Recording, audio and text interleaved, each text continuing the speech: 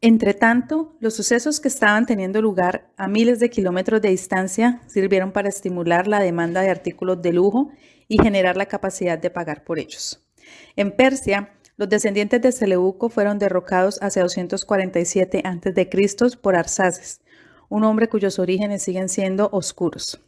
Sus descendientes, conocidos como los arsácidas, consolidaron su control del poder y procedieron a extenderlo, apropiándose con habilidad de la historia para fundir ideas griegas y persas en una nueva identidad cada vez más coherente y sólida. El resultado fue una época de estabilidad y prosperidad. No obstante, el mayor estímulo de todos procedió de lo que estaba ocurriendo en el Mediterráneo. Una ciudad pequeña, en una ubicación poco prometedora hacia la mitad de la costa oeste de Italia, había logrado dejar de ser una provincia atrasada para convertirse lentamente en una potencia regional. Tras someter una tras otra a las ciudades-estado de la costa, Roma se hizo con el dominio del Mediterráneo occidental. Para mediados del siglo I a.C., sus ambiciones de expansión estaban creciendo de forma espectacular y la atención se centraba con firmeza en el este. Roma había evolucionado hacia un estado intensamente competitivo que glorificaba las artes militares y aclamaba la violencia y la muerte. Los combates de gladiadores eran la base del ocio público, un espacio para celebrar de forma brutal el dominio tanto sobre los pueblos extranjeros como sobre la naturaleza. Los arcos del triunfo erigidos por toda la ciudad proporcionaban un recordatorio cotidiano de las victorias familiares a la ajetreada población. El militarismo, la valentía y el amor a la gloria se cultivaban con esmero como las características claves de una ciudad ambiciosa cuyo alcance siempre estaba extendiéndose. La columna vertebral del poder romano era el ejército, un cuerpo adaptado y perfeccionado de acuerdo con estándares muy exigentes. Se esperaba que los soldados fueran capaces de marchar más de 30 kilómetros en 5 horas, al tiempo que cargaban con un equipo de al menos 20 kilos de peso.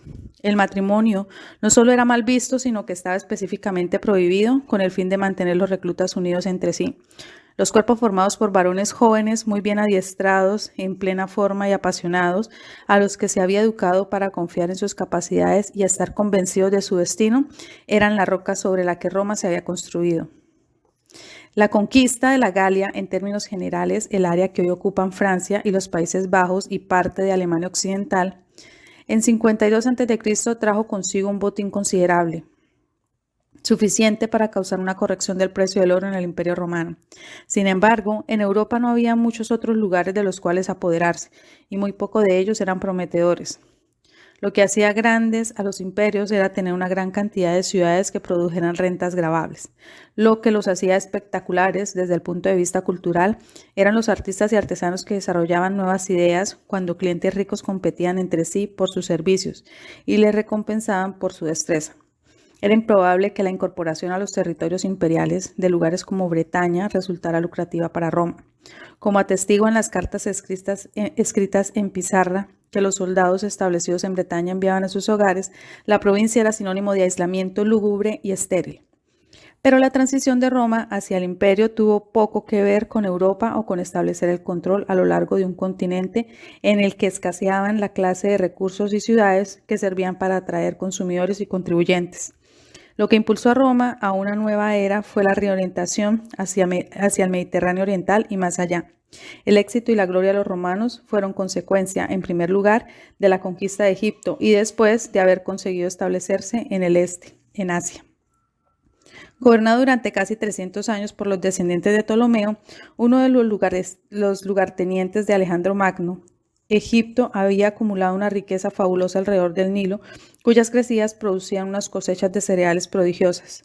Tales cosechas no solo eran suficientes para alimentar a la población local, sino que proporcionaban excedentes espléndidos que permitieron que Alejandría, en la desembocadura del río, creciera hasta convertirse en la ciudad más grande del mundo, según un autor contemporáneo que calculaba que en el siglo I a.C. tenía una población de alrededor de 300.000 habitantes. Los cargamentos de grano se supervisaban con gran cuidado. Los capitanes tenían que prestar el juramento real cada vez que llenaban sus barcazas, momento en el que un representante del escriba oficial les expedía un recibo. Solo entonces se liberaba el grano para que se procediera a cargarlo. Hacía mucho tiempo que Roma había puesto su codiciosa mirada en Egipto y aprovechó la oportunidad cuando la reina Cleopatra se enredó en la turbia lucha por el control político que tuvo lugar después del asesinato de Julio César. La reina egipcia tomó la decisión fatídica de unir su muerte a la de Marco Antonio y tras la derrota sufrida en la batalla de Acacio, no tardó en ver cómo el ejército romano, dirigido por Octavio, un maestro del cálculo político, se cernía sobre Alejandría. Después de una serie de decisiones defensivas en las que se combinaron una profunda negligencia y la incompetencia más burda, Cleopatra se suicidó, ya fuera dejándose morder por una serpiente venenosa o quizás tomando ella misma el veneno. Egipto cayó como una fruta madura. Octavio había salido de Roma como general y regresó convertido en dirigente supremo, y el Senado, agradecido, pronto le otorgaría un nuevo título, Augusto. Roma se había convertido en un imperio. La conquista de Egipto transformó la suerte de Roma. Ahora que controlaba las vastas cosechas del Valle del Nilo, el precio del grano cayó, lo que dio un importante empuje al poder adquisitivo de los hogares. Las tasas de interés se desplomaron, al caer aproximadamente del 12 al 4%, lo que a su vez avivó el auge que suele acompañar a las avalanchas del dinero barato, un aumento rápido de los precios de la propiedad inmobiliaria. El incremento de la renta disponible fue tan pronunciado que el emperador consiguió elevar en un 40% el umbral económico que cualificaba para ser miembro del Senado. Como al mismo Augusto le gustaba alardear, había encontrado a Roma hecha ladrillo y la dejó de mármol. Esta riqueza creciente era el resultado de la implacable expropiación por parte de Roma de las rentas tributarias de Egipto y en general de los enormes recursos del país. Equipos de inspectores fiscales se desplegaron a lo largo y ancho de Egipto para imponer un nuevo impuesto de capitación que habían de pagar todos los hombres entre los 16 y los 60 años de edad. En unos casos especiales, muy pocos, se otorgaron exenciones. Por ejemplo, a los sacerdotes que lograban evitar el impuesto, pero solo después de que sus nombres hubieran quedado consignados en los registros de los templos. Estas medidas formaban parte de un sistema que un historiador ha calificado como apartheid antiguo y que tenía por objeto maximizar el flujo del dinero que llegaba a Roma. El proceso de apropiación de las rentas se repitió en otros lugares a medida que los tentáculos de la expansión económica y militar de Roma continuaba extendiéndose.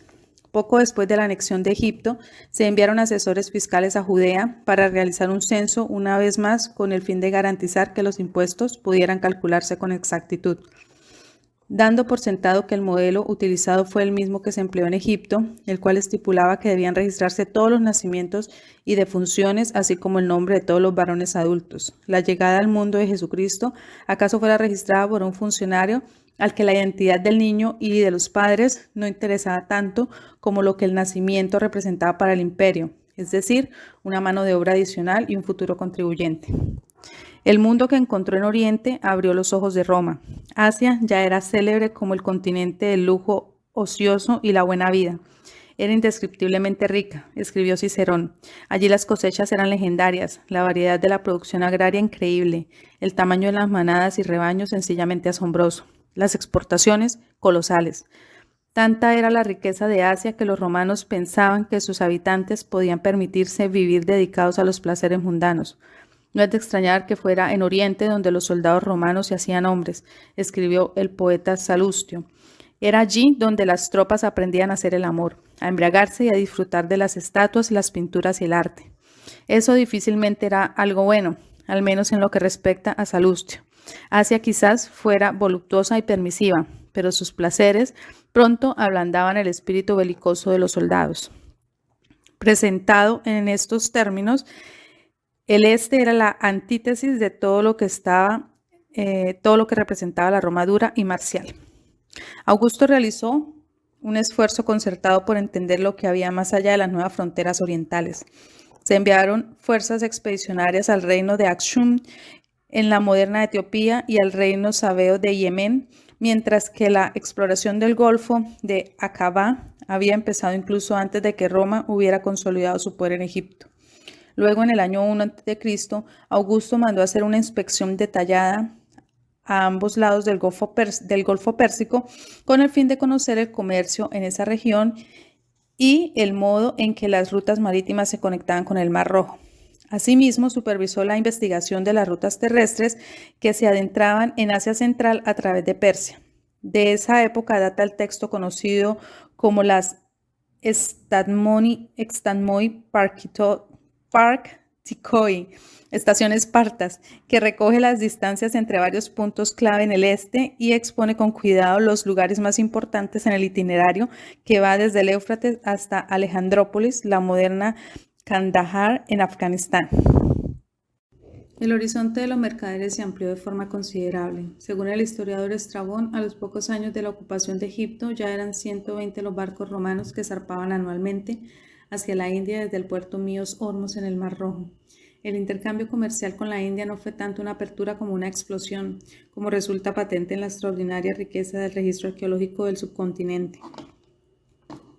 En una amplia variedad de yacimientos, en lugares como Patanam, Kolampur y Coimbatore, se han recuperado ánforas, lámparas, espejos y estatuas de dioses humanos. Se han hallado tantísimas monedas de la época del reinado de Augusto y sus sucesores en la costa occidental de la India y en las islas Laquedivas, que algunos historiadores argumentan que los gobernantes locales utilizaban las monedas romanas de oro y plata como moneda propia o quizás la fundían para reutilizar esos metales. La literatura tamil de ese periodo da a conocer una historia similar y da cuenta con entusiasmo de la llegada de los comerciantes romanos. Un poema habla del vino fresco y perfumado que los romanos traen en buenos barcos, mientras que otro canta emocionado: los barcos grandes y hermosos llegan trayendo oro y salpicando la blanca espuma sobre las aguas del río Perillar, y luego regresan cargados con pimienta. Aquí la música del oleaje nunca cesa, y el gran rey obsequia a los visitantes con raros frutos del mar y la montaña. Otra fuente nos ofrece un testimonio lírico de los comerciantes europeos que se establecían en la India. El sol brillaba sobre las terrazas abiertas, sobre los almacenes junto al puerto y sobre las torrecillas con ventanas como ojos de ciervo. En diferentes lugares, lo que captaba la atención del transeúnte era la visión de las moradas de los occidentales, cuya prosperidad nunca menguaba.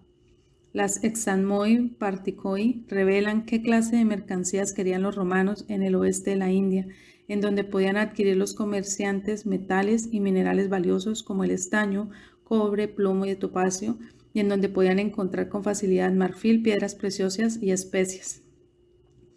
No obstante, el comercio de los puertos de la India no se limitaba a los productos originarios del subcontinente. Como han demostrado las excavaciones del puerto egipcio de Berenice en el Mar Rojo, diversos artículos procedentes de lugares tan lejanos como Vietnam y Java encontraron el camino hacia el Mediterráneo. Los puertos occidentales y orientales de la India sirvieron como almacenes para las mercancías que llegaban de todo el este y sureste de Asia, listas para ser enviadas a Occidente. Y estaban también los artículos y productos agrarios procedentes del Mar Rojo, una zona comercial vibrante por derecho propio, así como el punto que conectaba el mundo mediterráneo con el Océano Índico y más allá. Para entonces, los acaudalados ciudadanos de Roma estaban en condiciones de permitirse los gustos más exóticos y extravagantes. Los cronistas de la época, bien informados, se quejaban de que el gasto rozaba lo obsceno y lamentaban las exhibiciones de exceso entonces en boga. Esto es algo que capta a la perfección el Satiricón de Petronio, cuya escena más famosa es el banquete de Trimalción, un liberto que ha amasado una gran fortuna. La sátira es un retrato mordaz de los gustos de los nuevos ricos. Trimalción solo se conforma con lo mejor que el dinero puede comprar: faisán importado especialmente desde la costa oriental del Mar Negro, gallina pintada africana, pescados raros y costosos y pavo real, entre muchas otras cosas, y todo presentado con exceso. Las escenas grotescas de la aparición de un plato tras otro, el cerdo relleno de pájaros vivos que echan a volar cuando se lo trincha, o los mondadientes de plata entregados a los invitados, era una parodia despiadada de la vulgaridad y los excesos de los advenedizos de la sociedad romana. Uno de los mayores auges económicos de la antigüedad produjo una de las mayores expresiones literarias de amarga envidia hacia los nuevos ricos. La nueva riqueza puso a Roma y sus habitantes en contacto con nuevos mundos y nuevos gustos. El poeta Marcial ofrece un ejemplo del internacionalismo y la ampliación de los horizontes que conoció este periodo, en un poema en el que llora a una joven esclava a la que compara con un lirio virgen, el marfil pulido de la India y las perlas del Mar Rojo. para a continuación señalar que su pelo es más fino que la lana bética o las trenzas rubias de la muchacha del Rin. Mientras que anteriormente las parejas que deseaban concebir hijos hermosos tenían sexo rodeadas de imágenes eróticas, ahora, informa un horrorizado autor judío, llevan esclavos israelitas y los atan a los pies de la cama para inspirarse y obviamente porque podían permitirse. No obstante, los nuevos gustos no impresionaban a todos por igual. Más tarde, Juvenal, que se quejaría en sus sátiras de que el Tíber hubiera sido sobrepasado por las aguas del Orontes, el río que recorre Siria y el sur de Turquía. En otras palabras, la decadencia asiática había destruido las antiguas virtudes romanas. Largo de aquí, escribe, si te gustan las prostitutas adornadas con sombreros bárbaros. Para algunos cronistas conservadores, era la apariencia de una mercancía en particular lo que provocaba escándalo, la seda china. La disponibilidad cada vez mayor de este textil en el Mediterráneo era causa de consternación entre los tradicionalistas. A Séneca, por ejemplo, le horrorizaba la popularidad de ese material ligero y suelto. Los vestidos de seda, sostenía, difícilmente pueden ser considerados indumentaria, pues no conseguían ocultar ni las curvas ni la esencia de las damas romanas. En su opinión, la seda socavaba los cimientos mismos de las relaciones maritales, pues los hombres descubrían que era posible ver a través de la fina tela que se adhería a la forma femenina y dejaba poco a la imaginación. Para Séneca, la seda no era más que sinónimo de exotismo y erotismo. Era imposible que una mujer dijera honestamente que no iba desnuda cuando se ponía un vestido de seda. La prueba de que otros compartían esa opinión fue que hicieron repetidos esfuerzos para prohibir que los hombres se vistieran con ese género, incluida la aprobación de edictos. Algunos resumían la cuestión con sencillez: era una desgracia. Coincidían todos dos destacados ciudadanos que los varones romanos pensaran que era aceptable vestirse con ropa de seda traída de Oriente. A otros, en cambio, la prevalencia de la seda les resulta preocupante por razones diferentes. Hacia la segunda mitad del siglo I después de Cristo, Plinio el Viejo escribía con enfado sobre el coste elevado de un producto suntuoso cuyo único fin era permitir a las damas romanas brillar en público. El precio inflado de la seda era un escándalo. Se quejaban, pues era 100 veces el coste real del material. Los romanos gastaban cada año cantidades enormes de dinero en artículos de lujo para nosotros y nuestras mujeres, procedentes de Asia, con lo que anualmente hasta 100 millones de sestercios salían de la economía romana rumbo a los mercados de más allá de la frontera. Esa cifra asombrosa representaba casi la mitad de la moneda acuñada al año en el imperio y más del 10% del presupuesto anual. Lo extraordinario, sin embargo, es que al parecer no se trataba de una exageración. Un contrato en papiro descubierto recientemente recoge los términos de un transporte de bienes entre el puerto indio de Musiris y un puerto romano en el Mar Rojo, y evidencia cuán habitual se habían hecho en el siglo II después de Cristo la importación de grandes volúmenes de mercancía. El documento establece una serie de obligaciones mutuas y explica con claridad en qué momento se considera que los bienes están en manos del propietario o del transportista y resume las sanciones correspondientes en caso de que el pago no se efectúe en la fecha especificada. Los negocios a larga distancia requerían rigor y justificación. No obstante, los comerciantes romanos no pagaban solo con monedas. A cambio de textiles, especias y tintes como el añil, comerciaban con manufacturas finas de vidrio, plata y oro, así como con coral, topacio del Mar Rojo e incienso de Arabia. Con todo, independientemente de la forma que adoptara, una salida de capitales de semejantes dimensiones tenía que tener consecuencias trascendentales. Una fue el fortalecimiento de las economías locales a lo largo de las rutas comerciales. Las aldeas se convirtieron en pueblos y los pueblos se convirtieron en ciudades a medida que los negocios florecían y las redes de comunicación y comercio se extendían y la interconexión entre ellas aumentaba. Testimonio de ello fue la construcción de monumentos arquitectónicos impresionantes en lugares como Palmira, en el límite del desierto sirio, ciudad que prosperó como un centro comercial que unía Oriente y Occidente. El que se haya llamado a Palmira la Venecia de las Arenas no es ninguna casualidad. En el eje norte-sur de las ciudades también sufrieron una transformación similar, siendo el ejemplo más deslumbrante Petra, que se convirtió en una de las maravillas de la antigüedad gracias a su ubicación en la ruta entre las ciudades de Arabia y las del Mediterráneo.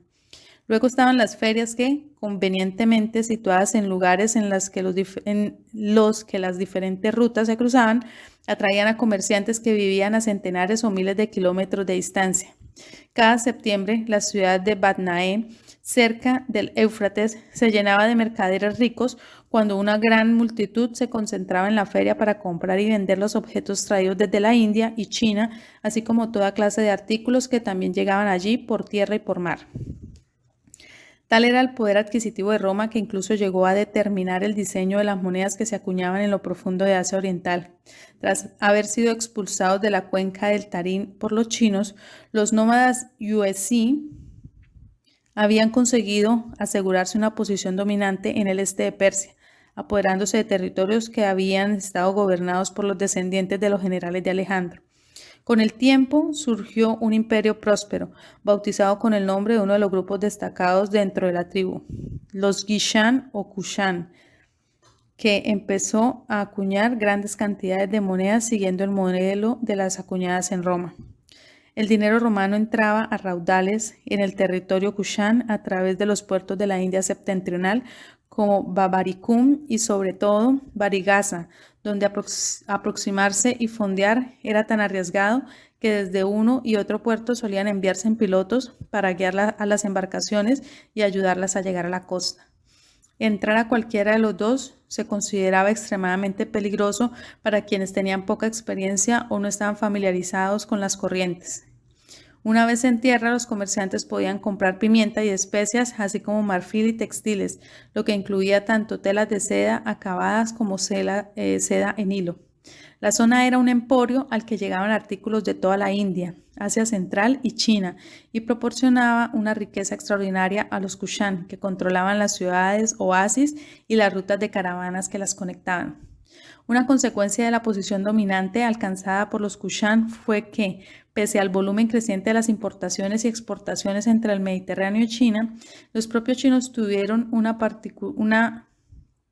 participación escasa en el comercio con Roma a través del Océano Índico. Fue solo a finales del siglo I después de Cristo cuando el gran general Ban Chao dirigió una serie de expediciones que llevaron al ejército hasta el mar Caspio, cuando se decidió despachar a un enviado especial para que recabara más información acerca de la población alta y de rasgos regulares del poderoso imperio del oeste, al que los chinos llamaban Da Qin, el Gran Qin. A su regreso, el enviado informó que el Imperio Romano poseía reservas abundantes de oro, plata y piedras preciosas. Era una fuente de muchas maravillas y objetos raros. Las relaciones entre China y Persia se hicieron regulares y se intensificaron. Varias veces al año se enviaban embajadas, anota una fuente china, de las que al menos 10 tenían como destino Persia, e incluso en periodos menos agitados se mandaban 5 o 6 al oeste. Por lo general, los enviados diplomáticos acompañaban a las grandes caravanas que transportaban mercancías para el comercio y regresaban luego cargadas con productos muy solicitados en China, entre ellos las perlas del Mar Rojo, el jade, el lapislázuli y otros productos de consumo como cebolla, pepinos, cilantro, granadas, pistachos y albaricoques. El incienso y la mirra, que eran muy apetecidos, se conocían en China como productos persas, cuando en realidad procedían de Yemen y Etiopía. Gracias a una fuente posterior sabemos que los melocotones de Samarcanda, tan grandes como huevos de ganso, eran considerados valiosísimos y que debido a su rico olor se conocía en China como melocotones dorados. Así como los chinos tuvieron poco trato directo con Roma, el conocimiento que se tenía en el Mediterráneo del mundo más allá de la cordillera del Himalaya y el Océano Índico era bastante limitado. Y apenas hay testimonios de la llegada de una embajada romana a la corte del emperador Juan hacia 166 después de Cristo. El interés de Roma por el lejano oriente fue pasajero. Los ojos del imperio estaban firmemente concentrados en Persia. El país no era solo un rival y un competidor, sino un objetivo potencial por derecho propio. Incluso antes de que el control sobre Egipto estuviera consolidado, autores como Virgilio y Propercio ya hablaban con entusiasmo de ampliar la frontera romana. En un poema compuesto para Alcázar a Augusto y sus logros, Horacio no se limita a señalar el control romano del Mediterráneo, sino que habla de dominar el mundo entero, incluida la conquista de la India y China. Hacer tal cosa implicaba avanzar sobre Persia y esa posibilidad se convirtió en la preocupación común de varios emperadores sucesivos. Se concibieron planes grandiosos para empujar la frontera del imperio hasta el paso de montaña conocido como las Puertas del Caspio, en lo profundo del territorio persa. Roma necesitaba controlar el corazón del mundo. De hecho, se hicieron esfuerzos para convertir esos sueños en realidad. En 113 después de Cristo, el emperador Trajano dirigió personalmente una gran expedición hacia el este, avanzando con rapidez a través del Cáucaso antes de girar hacia el sur para seguir el curso del Éufrates, conquistó Nisibis y Batnae y acuñó monedas en las que se proclamaba que Mesopotamia había sido sometida al poder del pueblo romano. Ante el desvanecimiento de la resistencia, el emperador siguió adelante y dividió en dos sus fuerzas. Las grandes ciudades del imperio persa cayeron una detrás de otra con rapidez. Después de una campaña brillante que duró tan solo unos meses, los romanos habían tomado Adenistra, Babilonia, Seleucia y Cesifonte. De inmediato se acuñaron monedas con una leyenda que no hacía concesiones de ningún tipo. Persia capta. Persia ha sido conquistada. A continuación, Trajano marchó hacia Charax, la moderna Basora, en la costa del Golfo Pérsico, a donde llegó justo cuando un barco mercante zarpaba rumbo a la India. El emperador miró la embarcación con melancolía. Si fuera tan joven como Alejandro Magno, reflexionó, se embarcaría rumbo al Indo. Habiendo diseñado los planes para la creación de las nuevas provincias de Asiria y Babilonia, Roma parecía estar lista para iniciar un nuevo capítulo de su historia, uno en el que la expansión de las fronteras se llevaría hasta el Valle del Indo y a las puertas de China. Sin embargo, el triunfo de Trajano se reveló efímero. En las ciudades de Mesopotamia ya se estaba produciendo un contraataque feroz antes de que el emperador sufriera el edema cerebral que acabó con su vida, mientras que en Judea estalló una revuelta que se propagó con rapidez y requirió atención inmediata. No obstante, sus sucesores siguieron centrando su interés en Persia y prueba de ello es que fue allí donde se concentró el gasto militar del imperio. Roma seguía con intenso interés todo lo que ocurría en la frontera y más allá de ella. En marcado contraste con las provincias europeas del imperio, los emperadores realizaban con regularidad campañas en Asia, aunque estas no siempre resultaban exitosas.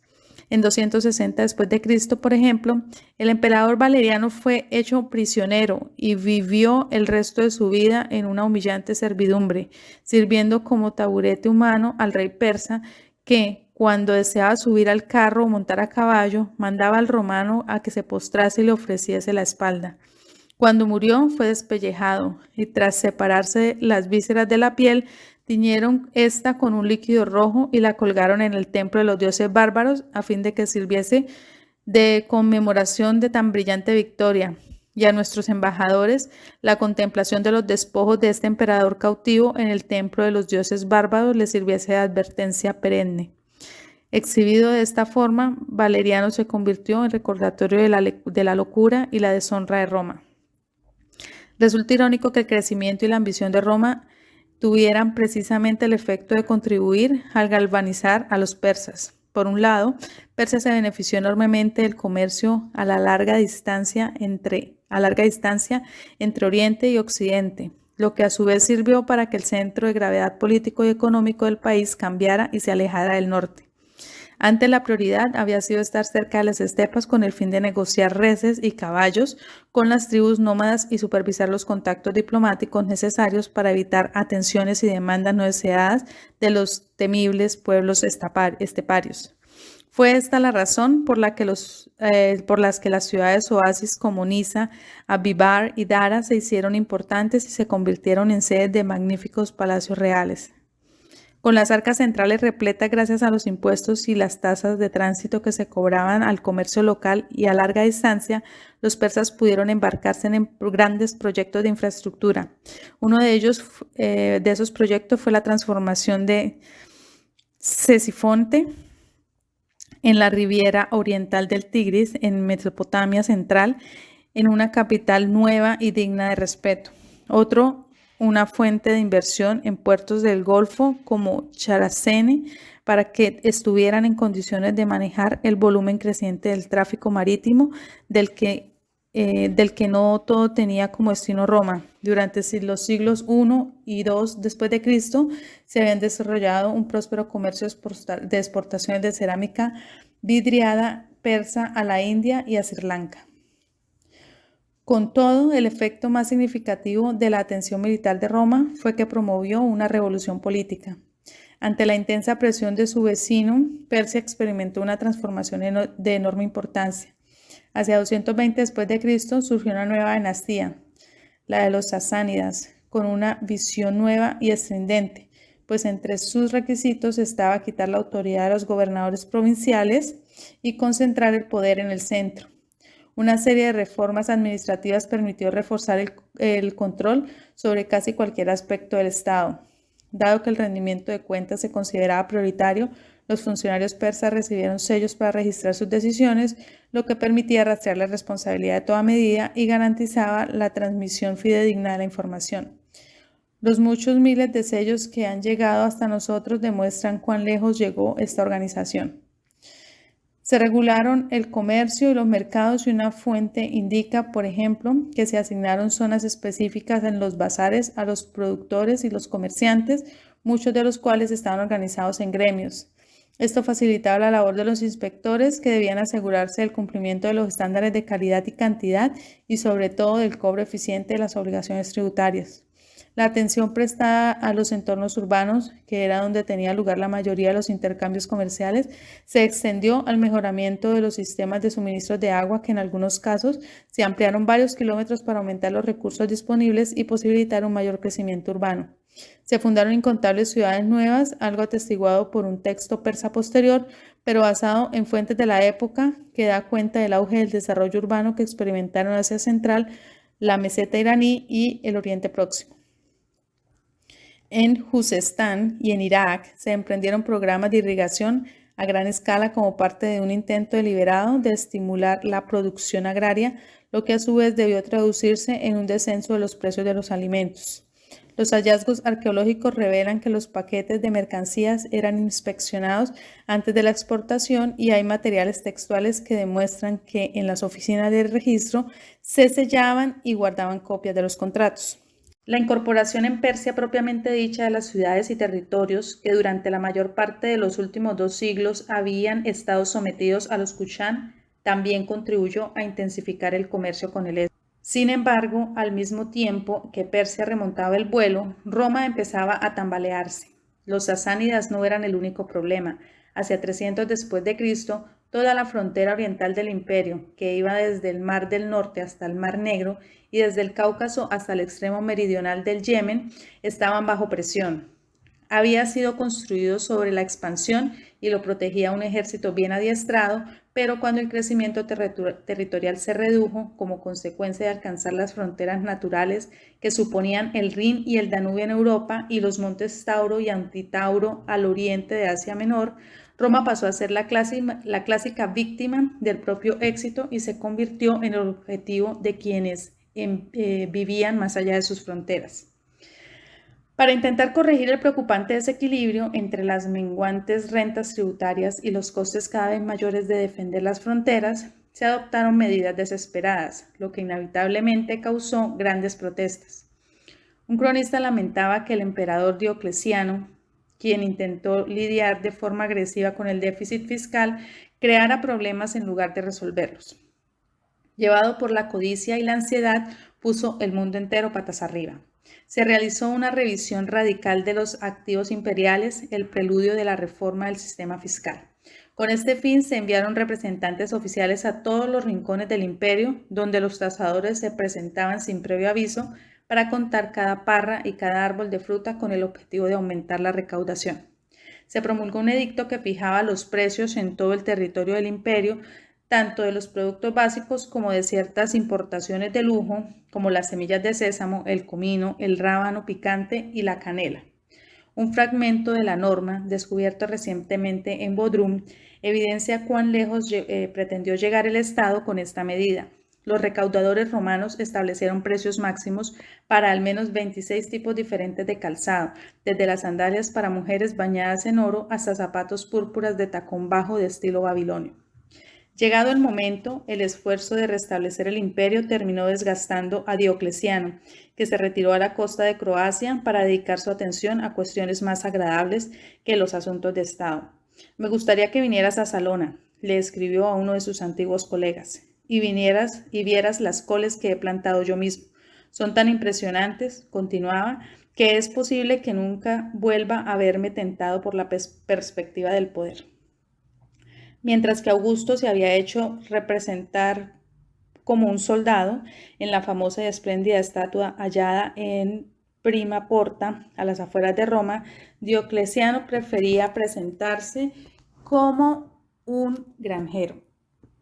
Eso resumía muy bien el cambio que había sufrido las ambiciones de Roma a lo largo de 300 años, de plantearse la posibilidad de expandirse hasta la India a dedicarse al cultivo de hortalizas dignas de concurso. Y mientras los romanos consideraban con nerviosismo sus opciones, una potente tormenta había empezado a formarse. Fue el emperador Constantino el que pasó a la acción. Hijo de una de las figuras destacadas del imperio, Constantino era un hombre ambicioso y capaz, con cierta habilidad para encontrarse en el momento justo en el lugar indicado. Tenía una visión acerca de lo que Roma necesitaba hacer que era tan clara como sobrecogedora. El imperio necesitaba un liderazgo fuerte, eso era obvio para todos, pero el plan de Constantino no preveía solo concentrar el poder en sus manos, sino que era más radical. Quería construir una nueva ciudad, una nueva perla en el collar que unía el Mediterráneo con el Oriente. La ubicación elegida para ella difícilmente podía ser más apropiada, el punto en el que Europa y Asia se encuentran.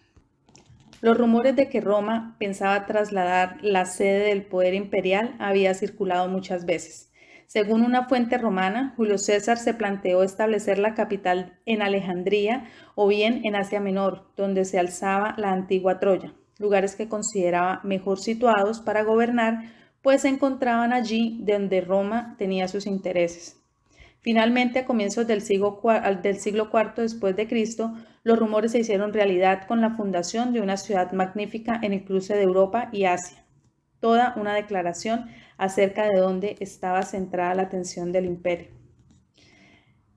A orillas del Bósforo, en el lugar en el que se encontraba la antigua ciudad de Bizancio, se construyó una metrópolis cuyo esplendor no solo rivalizaría con el de Roma, sino que con el tiempo lo superaría. Se levantaron palacios inmensos y también un hipódromo para las carreras de carros. En el centro de la ciudad se instaló una columna inmensa, hecha a partir de un único bloque de pórfido, coronada por una estatua del emperador mirando hacia abajo. La nueva ciudad fue bautizada como Nueva Roma, pero pronto se hizo famosa como la ciudad de su fundador, Constantinopla. Allí se crearon instituciones paralelas que reproducían las de la ciudad matriz, incluido el Senado, cuyos miembros eran mirados con desdén por quienes los consideraban nuevos ricos, hijos de artesanos del cobre, empleados de los baños, fabricantes de salchichas, etc. Constantinopla iba a convertirse en la ciudad más grande y significativa del Mediterráneo, eclipsando a sus pares en tamaño, influencia e importancia y con gran diferencia. Aunque muchos estudiosos modernos rechazan con vehemencia la idea de que la intención de Constantino era que la ciudad se convirtiera en la nueva capital imperial, los recursos invertidos con prodigalidad en ella cuentan su propia historia.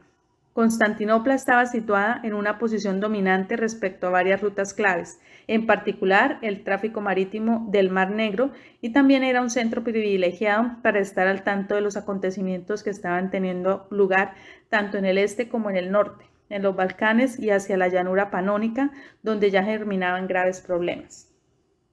En la antigüedad, el horizonte de la enorme mayoría de la población era decididamente local. El comercio y las interacciones entre la gente tenían lugar a distancias cortas. No obstante, las redes de las distintas comunidades se entretejían unas con otras para crear un mundo complejo en el que los gustos y las ideas eran moldeados por productos, principios artísticos e influencias originados a kilómetros de distancia. Hace 2000 años, las sedas hechas a mano en China eran usadas por los ricos y poderosos de Cartago y otras ciudades del Mediterráneo, mientras que la cerámica manufacturada en el sur de Francia podía encontrarse en Inglaterra y en el Golfo Pérsico. Las especias y los condimentos eran cultivados en la India, se empleaban por igual en las cocinas de Xinjiang y en las de Roma. Mientras que en el norte de Afganistán habían edificios con inscripciones en griego, los caballos de Asia Central eran motivo de orgullo para los jinetes que los montaban a miles de kilómetros de distancia hacia el este. Imaginémonos la vida de una moneda de oro de hace 2000 años, acuñada posiblemente en una ceca provincial. Esa moneda se utilizaba inicialmente como parte del salario de un joven soldado que a su vez la usaba para comprar bienes en la frontera septentrional del imperio en Inglaterra. La moneda regresaba luego a Roma en los cofres del funcionario imperial enviado para recaudar impuestos antes de pasar por las manos de un comerciante que viajaba rumbo al oriente y la usaba para pagar la producción agraria que compraba a unos mercaderes que habían acudido a vender sus provisiones en Barisaga. Allí, la manufactura de la moneda era motivo de admiración y era mostrada a algún jefe del Hindu Kush que, asombrado por su diseño, forma y tamaño, mandaba copiarla a un grabador acaso oriundo de Roma, de Persia, de la India o de China, o incluso quizás algún lugareño que había aprendido las destrezas necesarias para hacer el trabajo. Este era un mundo conectado, complejo y hambriento de intercambios. Es fácil moldear el pasado para darle una forma que nos resulte conveniente y accesible. Sin embargo, el mundo antiguo era mucho más sofisticado y estaba mucho más interconectado de lo que en ocasiones nos gusta pensar. La idea de Roma como progenitora de Europa occidental pasa por alto el hecho de que Roma miró sistemáticamente hacia el este y en muchos sentidos fue moldeada por influencias orientales. El mundo de la antigüedad fue el precursor del mundo que hoy conocemos en innumerables aspectos: vibrante, competitivo, eficaz y enérgico. Una serie de ciudades formaban una cadena que recorría Asia entera. El oeste había empezado a mirar al este y el este había empezado a mirar al oeste, junto con el creciente tráfico que conectaba la India con el Golfo Pérsico y el Mar Rojo. Las rutas de la seda de la antigüedad rebosaban vitalidad. Los ojos de Roma se posaron fijamente en Asia desde el momento en que se transformó de república en imperio. Lo mismo le ocurrió también a su alma, pues Constantino, y con él todo el imperio, había encontrado a Dios, y la nueva fe procedía también del este. Lo sorprendente, sin embargo, era que no había nacido en Persia o en la India, sino en una provincia poco prometedora en la que 3 siglos antes Poncio Pilatos se había hecho tristemente célebre como gobernador.